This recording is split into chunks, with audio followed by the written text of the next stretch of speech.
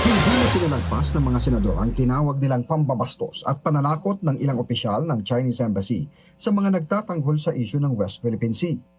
Sa kanilang talumpati sa pinakaunang sesyon ng Senado ngayong taon, binanata ni Senador Erwin Tulfo at Risa Hontiveros ang kanila'y pagyurak ng China sa freedom of speech ng mga Pilipino sa sarili nating bansa. Kasunod na rin ito ng pahayag ng Chinese Embassy laban kay Commodore J. Tariela, ang Coast Guard spokesperson for the West Philippine Sea. Hindi nila pwedeng sabihin kung paano tayo dapat mag-isip at mamuna.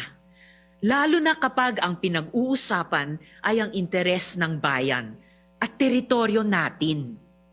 No embassy gets to decide who among Filipino officials is qualified to speak on Philippine interests. If you do not like how democracy works in this country, then you are free to leave the Philippines. Get the out.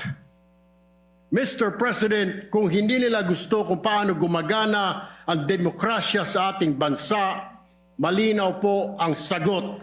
Layas. Dinepensahan naman ni Senator Rodante Marcoleta ang ginawa at pahayag ng ilang opisyal ng Chinese Embassy laban kay Tariela.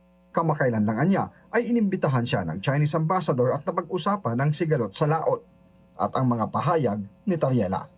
Sa pagsasalita ni spokesperson Tariela, imbes na po siguro papaliit ang ating problema, baka lalong lumalaki. Kailangan po bang gumamit pa siya ng mga cartoon caricatures para ipakita niya ang Pangulo ng China sa isang negative at isang nakakahiyang mga pamamaraan? Sinang-ayunan naman ito ni Senador Robin Padilla.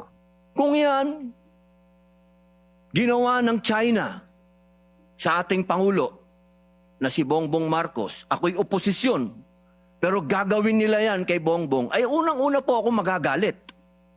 Sapagkat hindi ako papayag na babawin ng kahit na sino ang Pangulo ng Pilipinas. Pero sabi ni Hontiveros, matagal nang binababoy ng China ang mga opisyal ng Pilipinas dahil sa West Philippine Sea. For at least 1 decade, Mr. President, ang mga opisyal na pahayagan ng gobyerno ng China ay nagpapakita ng mga visuals din and overwhelmingly derogatory po ang kanilang mga ipinapakita. Nilalarawan ang presidente ng Pilipinas bilang isang megaphone lamang ng ibang bansa, dinodrawing na parang marionettes lang ang ating bansa at ating mga Navy at Coast Guard vessels. Sa resolusyong inihain ni Senador Kiko Pangilinan para kondenahin ang ginawa ng ilang opisyal ng Chinese Embassy, 15 senador ang pumirma. Tanging si Senador Jinggoy Estrada ang pumirma mula sa Senate Minority dahil minsan na siyang naging chairman ng Senate Committee on National Defense and Security. Sa mga nasa mayorya, tanging si Senador Pia Cayetano ang hindi lumagda.